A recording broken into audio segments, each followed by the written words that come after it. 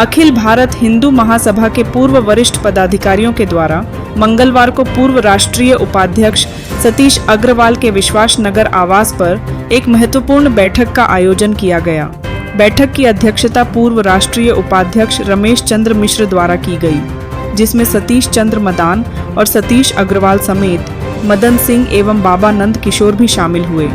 बैठक का उद्देश्य अलग अलग गुटों में बटी हिंदू महासभा का एकीकरण करना, साथ ही न्यायालय में हो रहे गुटों के टकराव का सहमति से समाधान करना रहा।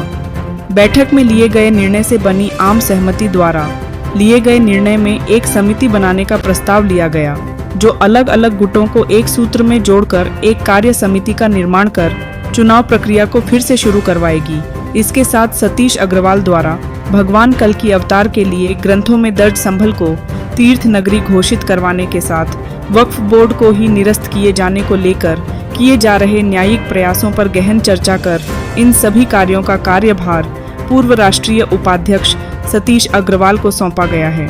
चलिए आपको वरिष्ठ पदाधिकारियों से ही सुनवाते हैं।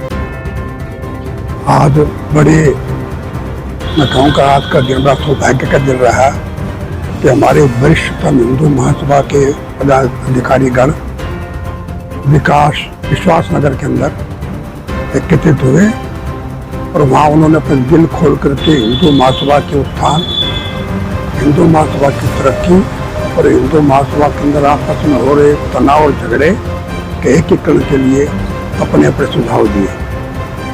और हिंदू महासभा के नेताओं ने बड़ी दूरदर्शिता के साथ आज जो पूरे देश के अंदर हिंदुओं की छवि को खराब किया जा रहा है, बांग्लादेश के अंदर हिंदुओं की दुर्गति की जा रही है, पाकिस्तान के अंदर हिंदू माता और बहनों की बेइज्जती की जा रही है, उन सब के ऊपर भी आज के हमारे नेताओं ने, हिंदू नेताओं ने बड़ी गंभीरता के साथ चिंतन करते हुए उन्होंने ऐलान किया है कि यदि इसी प्रकार से ये कार्रवाई नहीं रुकी गई तो वो प्रचंड आंदोलन करने के लिए जंतर मंत्र के ऊपर आंदोलन करेंगे।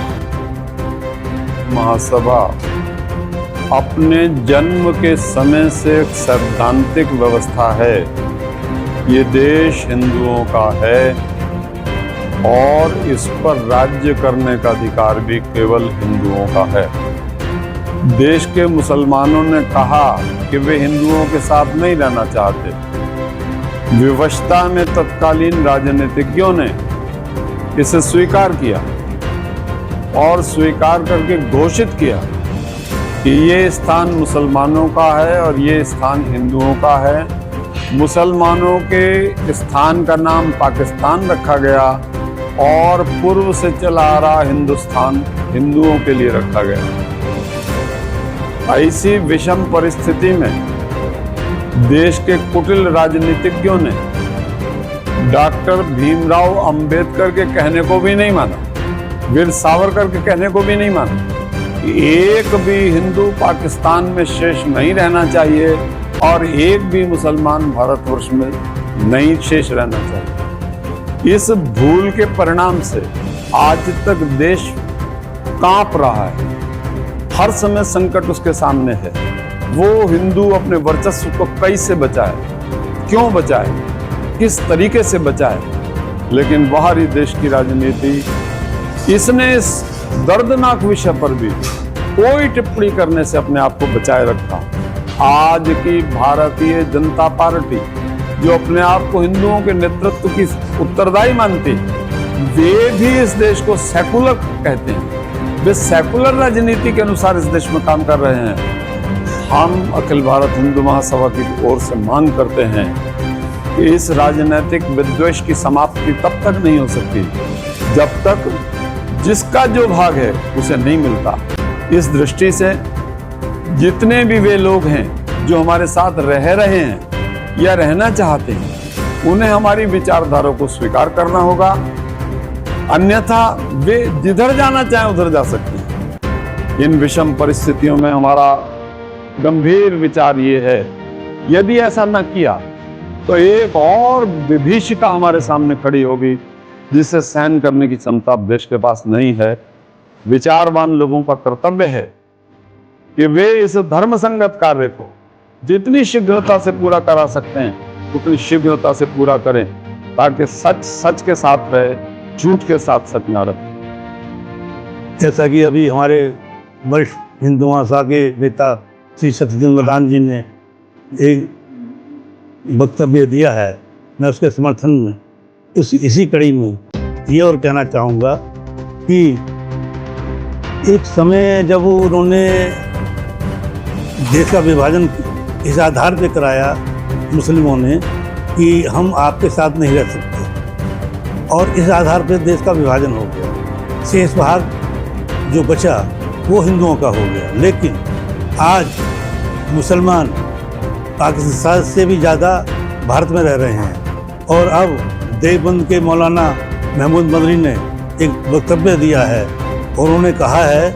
कि ये देश हमारा है, हम यहाँ के बाशिंदे हैं, ये हमारे पूर्वजों का देश है, ये हमारी सरजमी है, हम यहीं रहेंगे, और जिन्हें हमारा मजहब पसंद नहीं है वो यहाँ से कहीं और चले जाएं।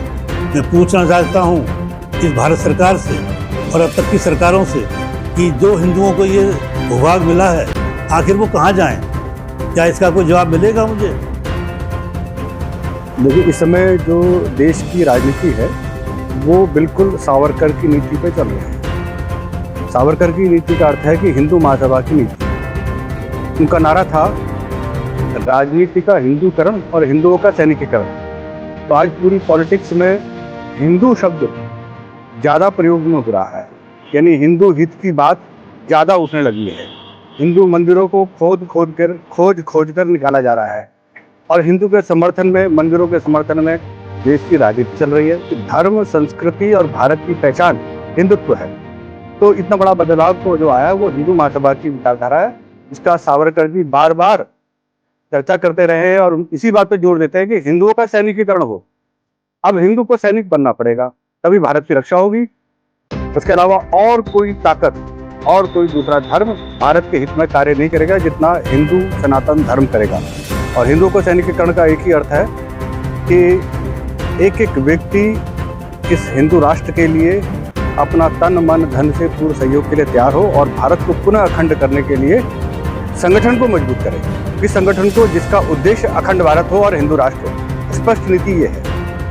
प्राइम टाइम हिंदी से अर्जुन सिंह की रिपोर्ट।